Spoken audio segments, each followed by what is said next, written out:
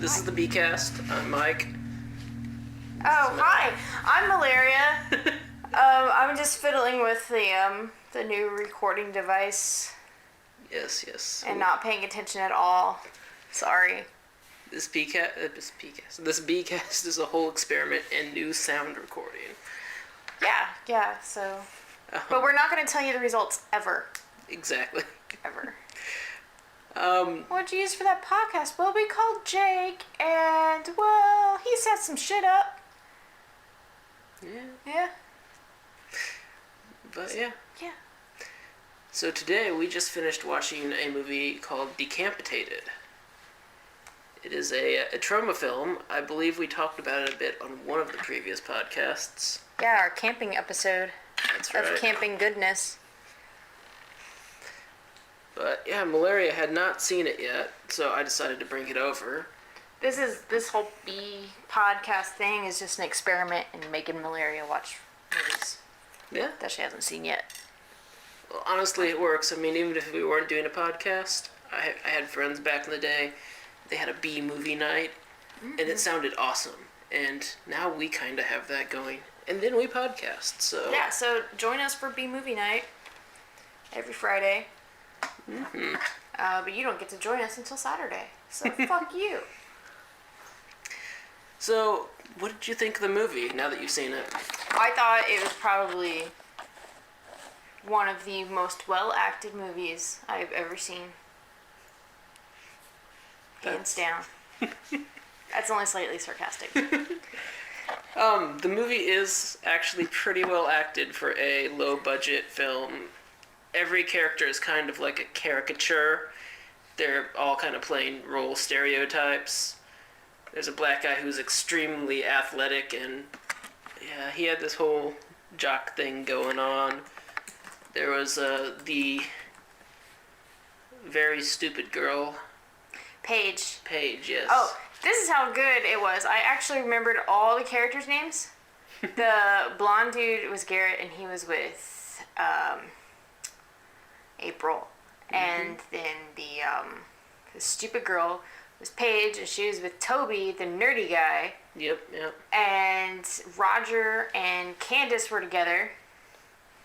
And Roger, I guess, was like a normal guy. Yeah, I guess. Yeah, he didn't have a whole lot going on. Candace was the bitch. Yeah. And then there was Vince, the black guy, played by Jonathan Scott. Mm-hmm.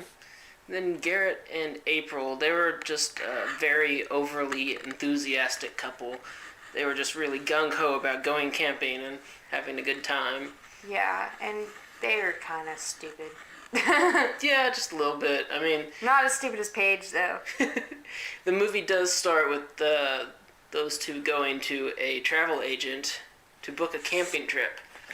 And the travel agent's like, you don't need an agent to go camping. You just go.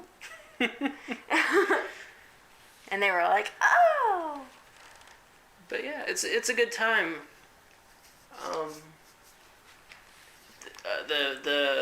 There's a good amount of music in it. Oh my gosh, the music is like happy 40s, like jazz kind of, like Fallout 3 kind of music. Yeah. This is specifically when the killer is on screen. Yeah. The killer skips around. Yeah. With a machete to some crazy 40s music. And yeah, it's just quite humorous. Now, I guess I should explain that this is a trauma movie. There are two different kinds of trauma movies. Trauma is I've probably explained this before, but Trauma is an independent film company that have almost 40 years of movies. They're like film producers. They're not necessarily directors. So if you make a movie and send it to them and they like it, they'll put it out for you. Yeah, they'll make some box art, which will have nothing to do with your movie, and they'll put it on a shelf and they'll have it for sale. And this is they have the movies where Lloyd Kaufman directs, and he is the president of Troma. And the movies that he directs, they're the solid films of Troma. They're the ones they're famous for. But they've also got this library of movies that they've picked up from independent artists over the years. And Decapitated falls into one of those. Also, Cannibal the musical. Cannibal musical as well. They both take place in Colorado. Yeah, that's strangely enough. So if you want to be a successful B-movie maker, move to Colorado. Exactly. And what makes Decapitated so different, and Cannibal as well, is that they are actually very good movies. Yeah.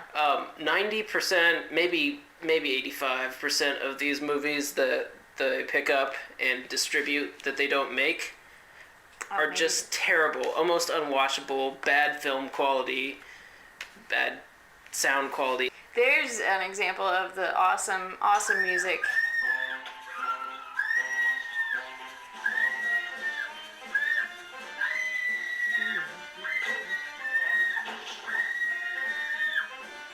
That is the Killer's theme music. Yeah. I'm gonna be thinking that at work one day. I'm just gonna be like,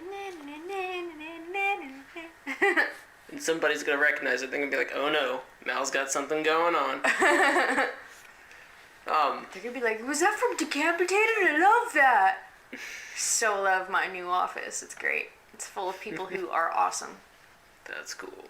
So there's actually a chance that some of these people might know Decapitated. Or they would appreciate me telling them about it. At the very least. So this movie's only got a 4.7 I'm giving it a 10. rating on IMDb. And yeah, it's at least a 7 or 8 in my opinion. But it's definitely a comedy. Yeah, it's more of a comedy than it is a horror. And it's also exploitation, because it exploits transvestites and anime blood. It does do a lot of anime blood. Yeah, and camping movies. It's just an exploitation of camping movies. Mm-hmm. It even does a little treatment in the beginning that's kind of like an old black and white horror movie where it's got the dark lighting and there's like lightning going on and the lights keep going out and oh yeah. And you follow the girl through the woods and she gets stuck in a bear trap and has to cut her leg off. Then she gets stuck in another bear trap and has to cut her other leg off, and then she's crawling along and she gets her hand stuck in a bear trap and has to cut her hand off. yeah. It was so funny. But yeah, it's full of goofy stuff. Like we said, the characters, they are overreacting at all times. They get all these wounds that they completely patch up with duct tape, and they never mention it again, even though these are some fatal wounds. Yeah, like one dude gets his throat slit, and this is funny. He's like out in the woods peeing, and it's like the first guy who dies. So he's always like out in the woods because nothing's going on in these woods. So he's peeing in the woods, and the killer just runs by real quick and like slits his throat. But he just acts like nothing happens, and he walks back to his tent, and he's all like, "Hey, yeah, it's like cold outside or whatever." Blah! And just blood squirts out of his throat, and they're like, anime blood everywhere. And they're trying to patch it up with Band-Aids. Yeah, they've got these actual small Band-Aids. Like the smallest ones in the fucking box that you're just like, what are these for? And his girlfriend's the stupid girl, Paige. She's like, I can't open them. They're so wet and sticky now.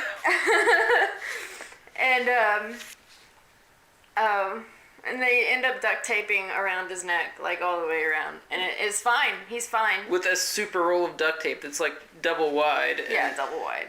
It's amazing. But his character is mute for the rest of the movie, and they have a whole gag where he writes down everything he needs to say on little scraps of paper, and he gives it to the Anybody main guy. Else. And he reads it, and they get it wrong the first time. It's always like, it's like, you want to go to the zoo? Then he writes it down again. It's like, oh, what happened to you? And it's stuff that, like, that wouldn't even look the same on paper. Yeah. But it always rhymes. It always rhymes. Yes. But yeah. It's a good little parody, almost kind of a tribute movie to the whole camping horror genre. And I doubt you can find it very easily out in stores, but it's on Amazon. You can get it. It's Troma's on YouTube. I think it might be on YouTube. At the very least, there is some easy access to it. Maybe.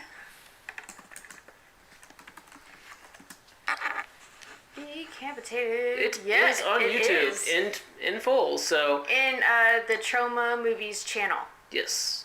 TROMAMOVIES. Yes. All one word.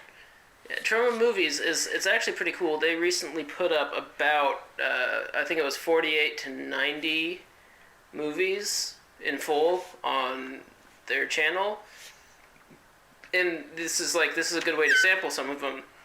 They've got some of their ones that they made themselves, and they've got a bunch of the ones that they distributed for other people. And you just kind of sit here and They've watch. got 7 pages of movies. They do. I will say this. I have had some issues watching these. Like whenever I try to watch one and go full screen on it, it glitches all the hell out and won't play for me. So I've had to watch, if I try to watch one of these, I have to watch it in the window, which is kind of lame. But, I think YouTube's been glitching a little bit lately. So that might have something to do with it. But yeah, if you ever if you ever want to go and do something, catch some Troma movies, you can just go to YouTube, and there's a big collection of them. They have Cannibal. Yep. They have Decapitated.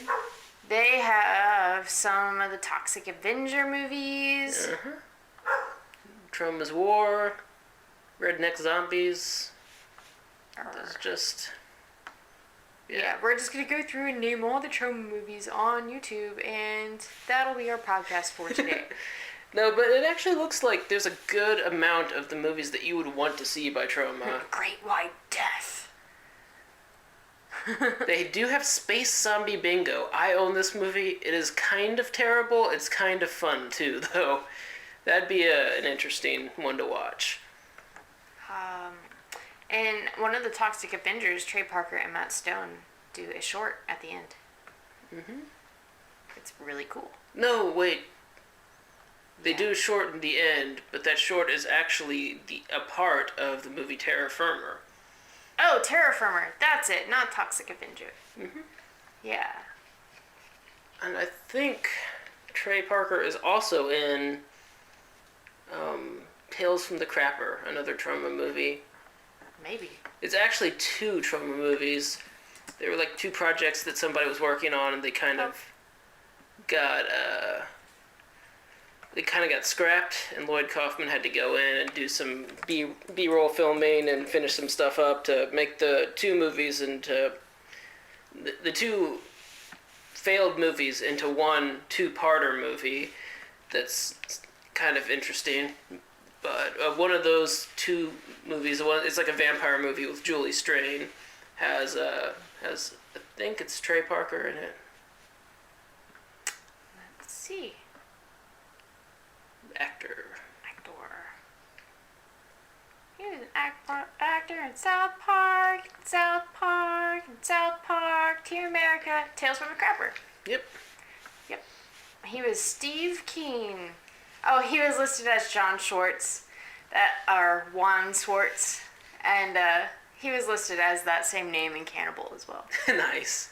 Yeah. So if you're watching Cannibal and you're like, Alfred Packer played by John Schwartz, I'm pretty sure that was Trey Parker. In fact, I'm pretty sure, I am 100% positive that was Trey Parker. I'm confused. Why? Orgasmo. That's a movie to talk about. It is. Actually, let's talk about it. Orgasmo is one of their feature films. Trey Stone and Matt Parker. Did I do that backwards? Yes. Trey Trey Parker. and Matt Stone. Yes, it is one of their 3 feature-length live-action movies. Cannibal the Musical and Basketball, those are kind of both a little bit more popular than this, I think. Yeah, I think actually Orgasmo was very popular, and Basketball and Team America. But Orgasmo is this great movie. It's about a man who invents a gun that you shoot people with that gives them an orgasm. And he becomes a superhero named Orgasmo. I think it's definitely worth noting that he is Mormon. Yes. And he starts out, he's doing his missions where, they knock on your door and try to give you the love of Jesus. And I think he might have either been Mormon at one point, for real, and then, or that he just lived around a lot of Mormons because he was in the Utah, Colorado area. But he makes fun of Mormons a lot because he made the Book of Mormon Broadway that's out right now. Yeah, I really want to see that. Yeah, the songs are awesome. But anyways, he starts out as a Mormon, and he's doing his missions, and he's not with his girlfriend's not with him because I think it's a thing that only the guys do. Mm-hmm. And I mean, you correct me on that. I have no idea. But he's out in like Hollywood or Los Angeles, and I think those might be the same place. I don't know. And he knocks on this porn producer's store, door, porn producer's door, and he's like, "I would like to share the love of Jesus with you." And the dude's like, "Get the fuck out of my driveway! Go the fuck away!"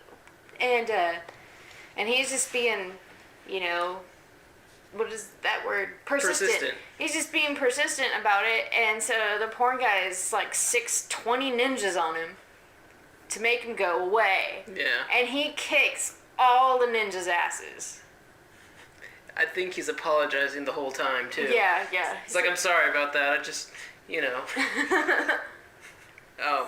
And then he's like, "Oh, well, this guy's really cool.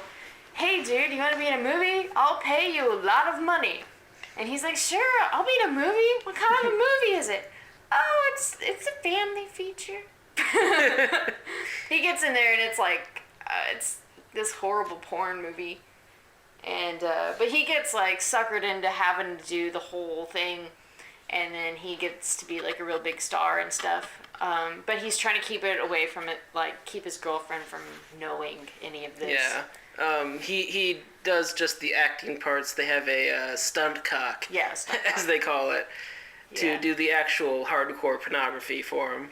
And Matt Stone's in it too. He's the guy that's always like, "I don't want to sound like a queer or nothing." Yeah, that guy's hilarious. He plays this guy with this marvelous perm. And yeah, he's a stagehand. I think he does like lighting work or camera work. I'm not sure exactly, but I bet he is one of the many humorous characters. He was Dave, the lighting guy. Lighting guy. There you go. Yeah. But yeah, it's a really great movie. He's actually, the pornos he's in are Orgasmo films. It's just a made-up superhero for porno. Oh, and apparently they get so popular that, like, people are taking their kids to see them. Right, there's, like, Orgasmo action figures. I'm guessing they have, like, sex-free versions of the movies because kids love it. Yeah. But yeah, I think it's his sidekick made a working version of the Orgasmo gun. Oh yeah, it was the same guy that played Little Bitch in Basketball.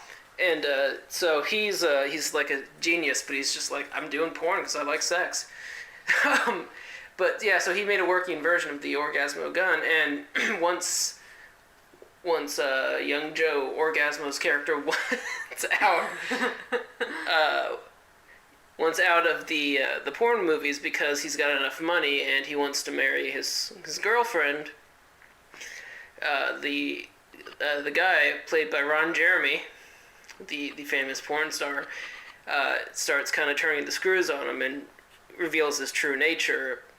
Yeah, like, I'll send that check in the mail kind of thing. Yeah, it's like very evil. I think they eventually... It's funny because, like, eventually he goes back there and he's like, so, you sent me that check in the mail, but I still haven't gotten it yet. It's been 3 months.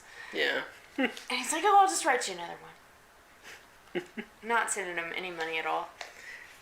So just the way he's being treated and the fact that his girlfriend finds out about it and everything makes him feel like he has to do something in real life, and so they don the Orgasmo gun, and he kind of fights crime against this porn boss with the Orgasmo gun. And it's just... And apparently... Oh, I don't want to give the end. I was going to say the end. I'm not going to do that. No, we don't give the end. I will say that there is a spirited cameo at the end by Mr. Lloyd Kaufman, president of Troma. Oh, I didn't know that. Yeah, he's one of the people in the... Yay, Joe, you're winning. Not quite. No. He plays somebody in the medical percent. And anyway, the chick,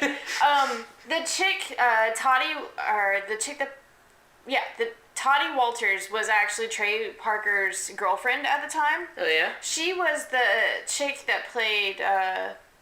She was also the chick that played the girl in Cannibal the Musical. That was like the reporter. Okay. And so she was actually his girlfriend at the time. I think it might have been his first girlfriend since Leanne dumped him.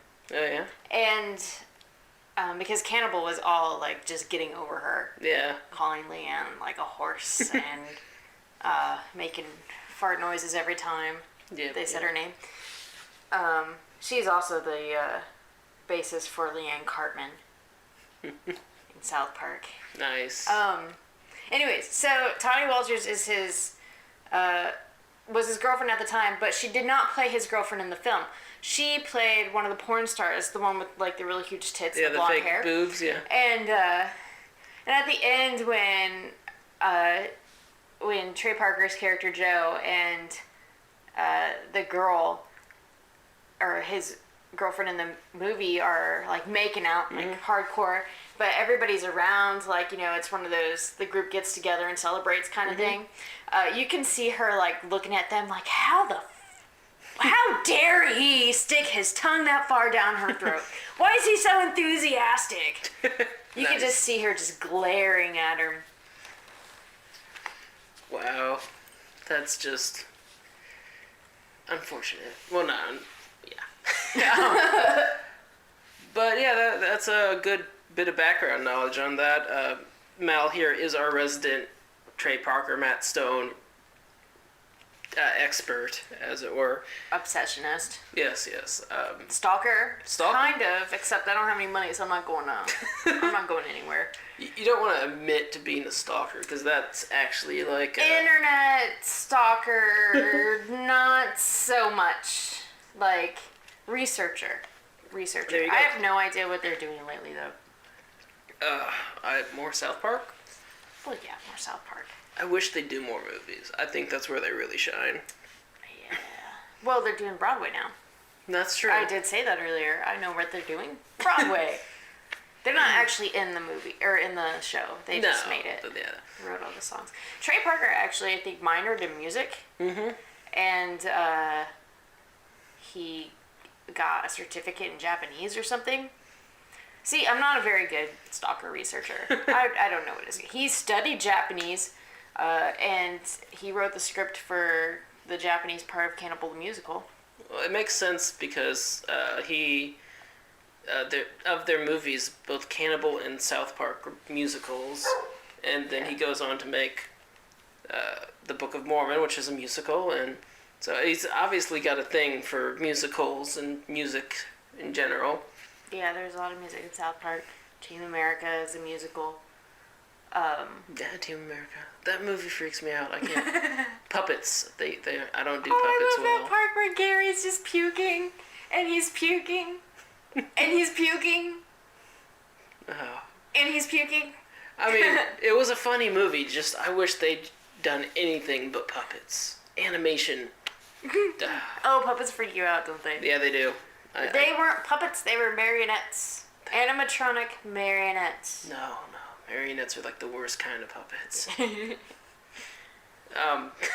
My personal hang-ups aside, though, it is a pretty good movie.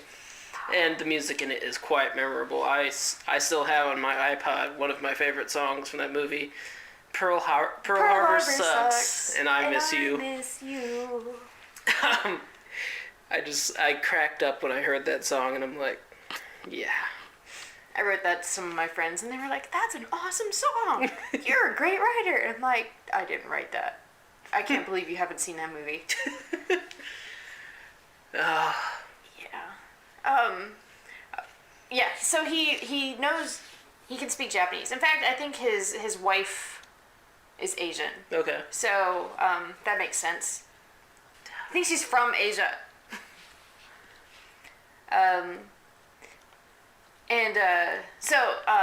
The guy, Masao Maki, was in both Orgasmo and Cannibal. Yeah, he played the chief Indian and the G-Fresh in Orgasmo. Yeah. So that was pretty cool. He's a really good character actor. He's amazing in both films. His big shtick in this one is that he's a Japanese guy who's playing a gangster. Yeah. And in gangster. Huh? And he runs a sushi bar. Yeah, he runs a sushi bar, and in Cannibal, he's an Indian chief, obviously. So. Yeah. Oh, that's so funny. Like when they get to Indian camp, all the teepees are Japanese flags, and they're all like practicing karate, and oh man, that's just awesome. Oh, and when they get captured by the Indians, at the end of that scene where they're getting captured, you can hear one of them saying "Kono eiga wa baka desu," and that just means this movie is stupid. So none of the Japanese stuff that they're saying in the movie means anything that they're saying it means. Nice. But yeah, they've had a great career with movies, and they've always remember the roots at Troma, but they only released the one movie at Troma because when you release a movie with Troma, you don't make any money. That's just how it works. Yeah, but you get your stuff out there. I think as an actor, when he plays for Troma, he's always won swords. Yeah. That might not be true. Well, he's only in... He's in Terra Firma. He's uncredited in that. Okay. And he was in Cannibal, where he's won swords, and he's in Tales from the Crapper as won swords. And as far as I know, that's all of his Troma credits. So maybe he doesn't really want to be associated with them so much. And at the beginning of Cannibal, the 25th edition release or whatever, the Troma does shorts in front of it. Yep. And it's Lloyd Kaufman like setting up barriers all the way down the block, saying, "Oh, we're getting ready for Trey Parker to show up. Yeah, Trey Parker for the 25th anniversary of Cannibal the Musical. Yeah, Trey Parker." And they're just like, and like cops are around and stuff. I'm pretty sure he just found somebody setting up barriers for a parade and was just like, "Oh, we gotta film this and make shit up." And I can pretty much guarantee you that's what happened. Yeah. He does that all the time. And it's just so funny. They and then like an hour later, "Oh yeah, it's been like 4 hours. Trey Parker's gonna meet up very soon. And like the cops telling them to get the fuck away. It's like, "Go away." "Oh, well, I'm friends with Trey. If it weren't for me, he wouldn't have a job." Well, I mean, I don't know if he doesn't necessarily want to be associated with Troma, but I know that he doesn't snub them by any means. No, he doesn't ever make fun of anything of theirs, actually. He was in a documentary, one of the mini documentaries in the Make Your Own Damn Movie set. Nice. Where they were interviewing him. That's a documentary by Troma. Yeah. Yes. It's a companion piece to a series of books that they do. Troma has gone into, well, Lloyd Kaufman specifically has gone into writing a series of books about how to make your own movies. It's like, make your own damn movie, write your own damn movie, direct your own damn movie, etc. Because what Troma's all about is getting young filmmakers to go and make their own movies. And but yeah, so there's a DVD box set that came with all these behind-the-scenes filming things for Toxic Avenger, Terra Firma, all this stuff. And in one of them, they talked to Trey Parker about like budgeting, I think it was, and he was making Team America at the time, and Lloyd Kaufman was still working on Poultrygeist, and so they talked about that a little bit. And oh my god, I remember one of my favorite South Park episodes was back in the day. Korn was one of my favorite bands. The Korn episode! Yes! Oh, they're like the Scooby-Doo gang in this. It was probably a Halloween episode. And there's yeah. There's like a ghost in the shipyard, and they gotta find him. And they go there. They're like, and Jonathan Davis is like Fred or whatever, and they're all like really happy-go-lucky teenagers. They're not like death metal Korn. Yeah. And I think they might have done the voices. I think they did. I'm not sure exactly, but it was a promo for their album Issues that was coming out, because they did the episode, and they were like all really well spoken and smart the whole time. And, yeah. Like 50s children, teenagers. Yep. And then at the very end, like they solved the crime like Scooby-Doo gang. Oh, but they're like Korn powers activate, and. They turn into corn. Yeah. Oh my god. Yeah, I love that episode. One of them's like popcorn, another one's an ear of corn, one of them's cornbread. Oh. They're like, I don't think this did much of anything. Yeah, I think you're right. Yeah. Well, I love when they, and spoilers, this has been quite some time. But yeah, they unveil what was causing the ghosts, and it was like, and we made this pirate ghost with a flashlight and a Q-tip, and we made the pirate ghost ship with a candle and a squirrel. These like ridiculous things. Yeah, that's not the video we want to play. But yeah, it was just, as a big Korn fan at the time, I still like the stuff of theirs that I liked. I'm not sure how much I like the new albums, but yeah, it was just pretty amazing. And the episode ended with their new single at the time, which was Falling Away From Me. Oh, no, not that one. And everybody was all shocked because they were like, oh man, like these guys they're good, wholesome kids. And then they like play their metal music, and everybody's like, oh, it's the devil's music. Yeah. Oh man, I love going to see Korn live. They're amazing. They were my first concert. It was the Spike and Mike Twisted tour, and I got a box with my good friend Drew at the Conseco Fieldhouse, and we saw Korn and Stained, and apparently just missed my favorite band right now that I didn't know of back then, Mindless Self-Indulgence, but... Oh my gosh, that's what I'm doing tomorrow. Mess. I need to go find my tickets. I'll be right back. Alright. And while Mel is gone, I shall serenade the audience. What would you do if I sang out of tune? Stop it. Did you tell me to stop it? Would you turn your back and run on me? Lend me your ear and I'll sing you a song. And I'll try not to sing out of key. I get by with little help from my friends. I don't know where that came from. The Wonder Years were awesome. Fred Savage is pretty damn cool.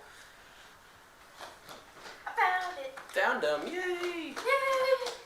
The thing worth talking about, I think, is I saw this on the IMDb page at some point. Quentin Tarantino And actually, I was thinking about him a little bit earlier because in Decapitated, they did what is referred to as a Tarantino like trunk shot. In every one of his movies, they have the one shot that is a camera pointing out of a trunk, looking at people who are looking in on the trunk. And they had one of those in Decapitated. Now, I don't know if that's what they were trying to do exactly, but it was pretty much the same shot. But yeah, I saw Quentin Tarantino there. Tarantino doesn't necessarily make B movies exactly. I mean, he kind of does. What he does is what I would say is he makes A quality movies based on B movies, pretty much. Like you know, he makes the high budget version of a B film that everybody seems to like. He started out making gangster movies with Pulp Fiction, Reservoir Dogs. Then he moved on to, I guess another gangster movie with Jackie Brown, but that's not quite a gangster movie. It's more of like a heist thing. It's based on a novel by Elmore Leonard. You're based on a novel by Elmore Leonard. It actually, I don't know if they're sequels, but there's another movie called U-Turn that is also based on an Elmore Leonard novel. And it actually has Michael Keaton in it playing the same character that he plays in Jackie Brown. So it's kind of... They're not really related. They're different directors and everything, but they're based on books by the same guy, so they're kind of related. But then after Jackie Brown, he went on to Kill Bill, which was it was a big departure from what he'd done in the past.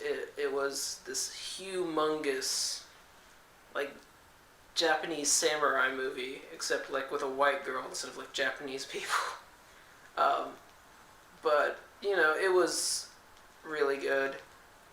And since then, he made he did a little departure where he and Robert Rodriguez made a movie called Grindhouse, which is actually, it's two different movies with like some fake trailers in between. It's a 3-hour experience, but it's an amazing experience if you're ever been a fan of like you know, old drive-ins, or they were called they also had like what was called Grindhouse theaters, where they just played these like exploitation movies, and in between they showed trailers for other exploitation movies, and they were always like really ridiculous and really just fantastic. And anyways, like, so they made this movie to like basically like be an homage to those old movies. So he made, it was a car movie pretty much. Like Death something or other. it's called Death Race. No. Not Death Race. Is it Death Race? Death Proof. So yeah, he did Death Proof, and then most recently he did Inglourious Bastards, which was this alternate history World War II Nazi movie. Not Nazi movie, but it's about American soldiers hunting Nazis in Germany. Oh, that one was good. And it's amazing. It's got Brad Pitt in it. And, it's one of his better roles. It really is. It's nothing like anything he's done before. It's kind of really. like his Tyler Durden character, except it's not imaginary. Yeah, a little bit. He's got a hell of an accent going. He's got this like real redneck guy thing going on. And I'm really excited because Christmas of this year they're releasing Quentin Tarantino's most recent movie, Django Unchained, which is about a slave that gets freed to basically help a Oh, Kill Bill Volume 3? they've talked about it. Yeah, there is he's got in his mind somewhere Kill Bill Volume 3. He also has a movie called The Vega Brothers he was talking about, because in Pulp Fiction there was Vincent Vega, and in Reservoir Dogs there's like another Vega? Lou Vega, I think. It's it was Harvey Keitel and John Travolta. Yeah. And so, yeah, there we go. Michael Madsen, Vic Vega. Vic Vega. So, I don't know if he's still planning on doing this movie. Obviously, they've aged quite a bit, and both of them die in the movies they're in, so it would have to be a prequel. But it's still something he's talked about. Going back to Django Unchained, that movie is about a slave who gets freed because he freed to work with a hitman, and there's high-paid targets that he needs to take out, and he offers the slave freedom, and if he helps him with the hits, he'll get his wife free. At this point, I don't know a whole lot about it. I'm just excited to have it come out so that I can see it. Because, I'll be honest, some of the movies that Quentin Tarantino has come out with in the past didn't look that great to me in theory when I saw the previews and such, but they were amazing when I actually went and saw them. At any rate, Tarantino has an amazing body of work. You should see all of his movies. I really like Kill Bill. Mm-hmm. Because of all the comic book sequences and the anime blood. That is true. He has some amazing animated sequences built into his Kill Bill movie. Yeah. I've been waiting for a very long time for the edition of Kill Bill called The Whole Bloody Affair. Ooh. It's both movies edited together. They're edited so that the sequence of events is a little bit different than the way it was when it's one movie split in half. Well, it's good to note that the movie is shot out of sequence. Both movies are shot out of sequence. Mm-hmm. So it's like chapter 1 is like halfway through the movie, but chapter, like 3 might have been in the beginning, chapter 1, chapter 6, chapter 2, chapter 4. Yeah. And that's kind of Quentin Tarantino's style, so it's hard to say how it will play. I don't know even if he does do it, that if he's going to do it like chapter 1 straight to chapter 5 kind of a thing. But all I know is that he's re-edited it, and he's got more of the Oranishi. Lucy Liu. Yeah, the more of her story, the animated stuff you're talking about, there's more of that. That's supposed to be in there. The big thing is that there's about 4 hours of movie there. I felt really bad for her fate. Yeah. It was upsetting to me, even though she deserved it. She did deserve it, but yeah, she seemed like, well, less of a maniacal bitch than the other. I like the J-pop go-go band. Yes, that was that band is the 1, 2, 3, 4, 5s, I believe. Yeah, I think so. And they played in the Oranishi showdown scene, and they got picked up in like all kinds of they did an Allstate commercial or something with that same song, and so they got really popular after that. It's an amazing movie. It's been so long ago that it came out, and to still be waiting for the Ultimate Edition drives me crazy a little bit. Are they the 5, 6, 7, 8s? Oh, 5, 6, 7, 8s. All right, I was off by a couple. The 5, 6, 7, 8s are awesome. But yeah, Kill Bill is a really great movie. It's the story of a woman who was part of a team of assassins, and she finds out she's pregnant, and so she tries to get away from them and start a new life. And her old lover and the head of the assassin team. Who is the same? They're the same guy. Yes. It's the same. Not him and the guy, but they are the same. No, it's Bill. Bill is her old lover and the head of the team. He comes on her wedding day and pretty much kills everybody. Kills everybody. Her new husband and her fake grandma. And her her new friends, her husband's family, the preacher the preacher and the musician who's played by Samuel L. Jackson in his small part in this epic tale. But anyways, he kills everybody there. And, he leaves her like barely alive, and she wakes up in the hospital. Hospital, and she's not pregnant anymore. And she just vows vengeance on Bill and everybody who is involved with his gang. Yes. And so she assumes that her child is dead, or that she lost the child. Mm-hmm. And so she like hunts everybody down one by one. First she goes and trains with the ninja Chinese master of Kung Fu. Mm-hmm. And I know I'm going to get some shit for saying that Kung Fu and ninjas are the same.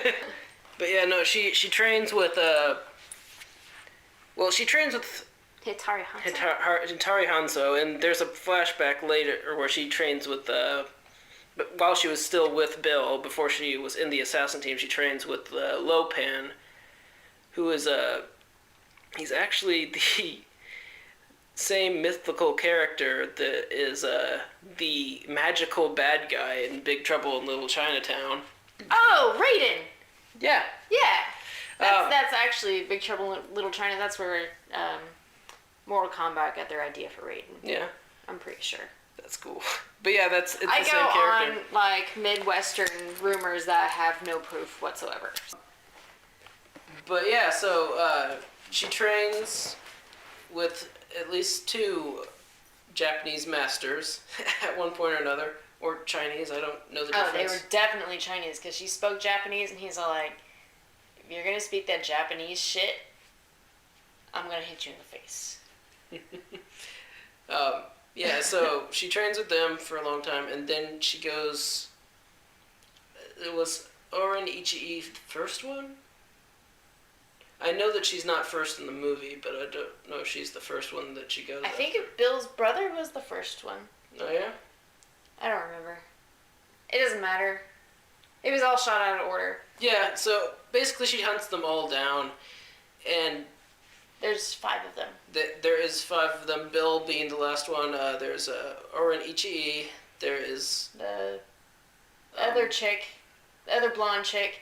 Right, Elle Woods, maybe? No, that's from Legally Blonde. Alright, well, her name's Elle Driver or something. Or she's played by somebody Kill named Bill. Elle. She's played by Daryl Hannah, so it's Elle, I think. Elle Driver. Okay, so I had to write the second guess. Yeah, Elle Driver. And Vermita Green, played by Vivica A. Fox. Then Bud, played by Michael Madsen. And then finally Bill, David Carradine. Each one is its own kind of... all of them except for Bud have their just really kind of epic battle scene. Bud, I was always kind of not happy with how he died. Well, Bud did bury her alive. No, I understand that. I just, what happens with Bud is that he shoots her full of rock salt, buries her alive, and she gets out. Yeah, she gets out because of her ninja training. And Elle Driver comes to buy Bud's Hitari Hanzo sword. No, it wasn't Bud's. It was Bill's. It was Uma's character. Oh, it was hers? Yeah, the bride. It was her. Oh, Hitari yeah, Hanzo. because he stole her sword when he buried her. So he was going to sell it to Elle Driver, and she plants a black mamba snake in his money, who apparently has the worst venom ever. And Black Mamba was Uma Thurman's character's code name in the assassin force. Well, I think it was just symbolic. It's not the worst venom ever, but the Black Mamba is known for a lot of field deaths in Africa because it can slither at about 13 miles an hour. Wow. Yeah. So Bud dies from a series of snake bites to the face, and that is unfortunate. And I guess it doesn't matter one way or the other. Just oh yeah, and Elle gets her. She's blinded. yeah, Elle technically may not be dead. Yeah. She had one eye to begin with, and Uma Thurman's character pulls the other eye out. Doesn't she just like ninja it out? Yeah, she just like. She just grabs it with her hands and just pulls it right out. And then there's like a scene where she squishes it between her toes, and it's kind of just. That's nasty. Yeah. But she leaves her blind and in this really nasty old camper trailer. With the Black Mamba. With the Black Mamba loose. So she might be dead. Yeah. She might have escaped. She might might have left the door open and it caught her anyway. Who knows?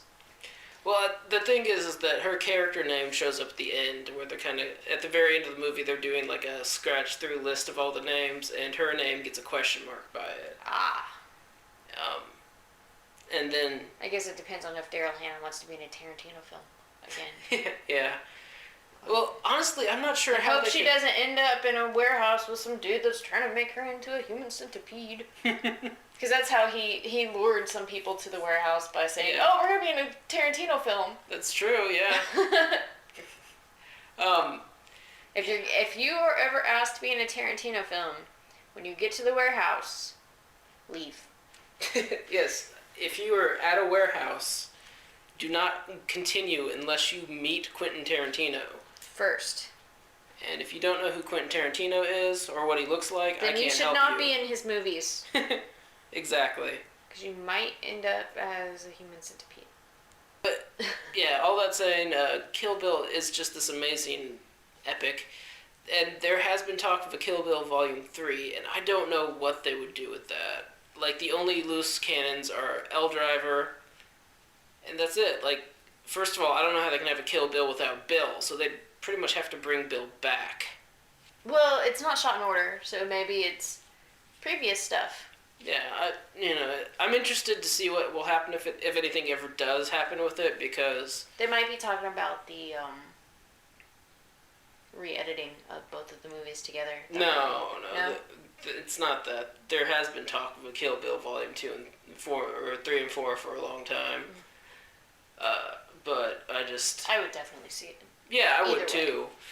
Anything that has Quentin Tarantino's name on it, I would go see. Which I proved when I went and saw... The Grindhouse movies? No. The Grindhouse movies were amazing, but I went and saw Hero. It was some, like, really stylized Japanese film. And the only reason I saw it is it was, Quentin Tarantino presents... Producer. And the thing is, you realize is that Quentin Tarantino went through and he put his name on a lot of movies that he wanted people to go and see. He put his name on Hostel and Hostel Part 2. That's why I saw those, because his name was on them. And then I realized that they were not really kind of his kind of movie. Right. Well, he was friends with Eli Roth. That's, as you can see, Eli Roth is in both Grindhouse and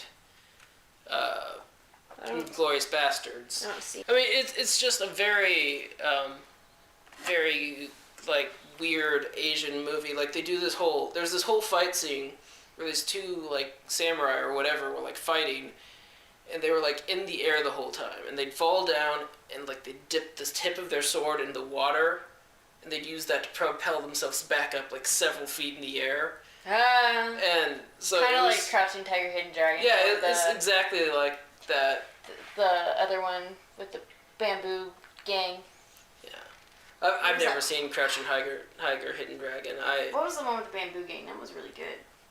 House of a Thousand Daggers, I think, is what it was called. House of Flying Daggers. That was good. I thought it was better than Crouching Tiger. But they were both very physics-defying. Yeah. Which apparently is something you could do in Asia. Yeah. Master Kung Fu. Yeah, I saw that movie, and it was a decent movie, but it was this whole Japanese fighting movie thing that really isn't my scene. And he's done that with a couple other movies where he put his name on it. It's more or less just a producer, and I watched him, I'm like, eh. But, other than that, anything he makes proper. I think that's going to be our podcast for this week. Next week, we will be doing at least one podcast From Dragon Con. What we will talk about, I don't know, because I don't know if we're going to have movies that we're planning on watching there. I mean, we'll have Netflix, whatever. Yeah. Our show is over. I know.